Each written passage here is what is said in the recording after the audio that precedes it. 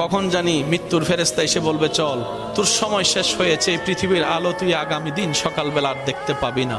যা জমাচ্ছি তা নেওয়ার মতো কাফনে তো পকেটও নাই, আবার সেগুলা নিয়ে গিয়ে কবরে রাখার মতো কবরে তো কোনো আলমিরার কোনো ব্যবস্থাও নাই।